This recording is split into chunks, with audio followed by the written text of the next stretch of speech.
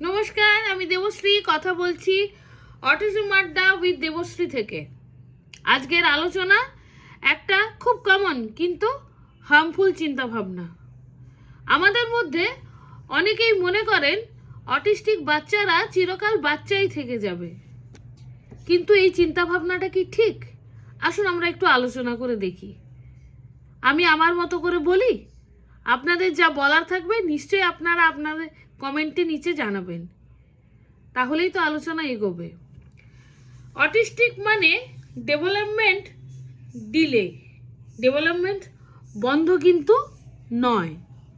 ওদের শরীর বড় হয়, ওদের চিন্তাভাবনা পাল্টায়, ওদের ফিলিংসও বড় হয়। শুধু শেখার আর বুঝবার পদ্ধতিটা আলাদা। অনেকে ভাবে ও যেহেতু ছোটদের মতো আচরণ করছে তাই বুঝি কিছু বুঝছে না, কিন্তু ওদের অনেকেই বোঝে, শুধু বোঝাতে পারে না। 2 নম্বর পয়েন্ট, কম এক্সপেকটেশন। আমরা যদি আগের থেকেই ভেবে নিই যে ও কিছু পারবে না, তাহলে তো আমরা ওদের সুযোগই দিই না। আর সুযোগ না পেলে কোনো মানুষের স্কিল কিভাবে তৈরি হয় বলুন? আসলে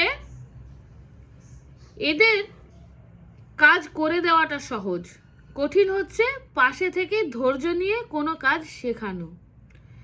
যেমন ধরুন, এদের খাইয়ে দেওয়া সহজ, কিন্তু কঠিন কি জানেন? পাশে থেকে ওকে নিজে হাতে খেতে সাহায্য করা। কারণ তার জন্য প্রয়োজন প্রচণ্ড ধৈর্য আর প্রয়োজন আন্তরিকতা।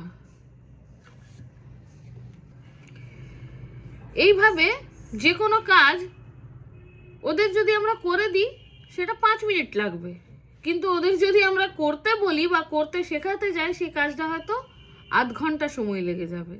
সেই ধৈর্যটা মানুষের থাকতে হবে। অনেক অটিস্টিক মানুষ আছেন যারা কাজ করছেন, নিজের মতো করে জীবন কিন্তু কাটাচ্ছেন, কিন্তু আমরা সেগুলো দেখতে চাই না। কারণ আমরা আগের থেকে একটা চিন্তাভাবনা সেট করে রেখে দিয়েছি।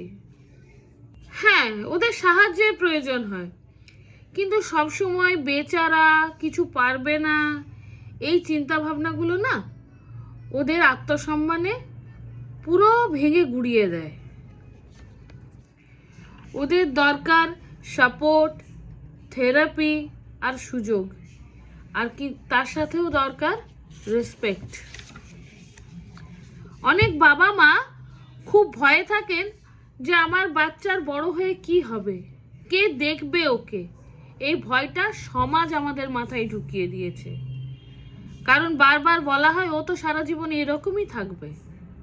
কিন্তু সত্যিটা হলো প্রত্যেকের গ্রোথ আলাদা, ফিউচারটাকে আগে থেকেই ছোট করে ভাবার কোনো দরকার নেই।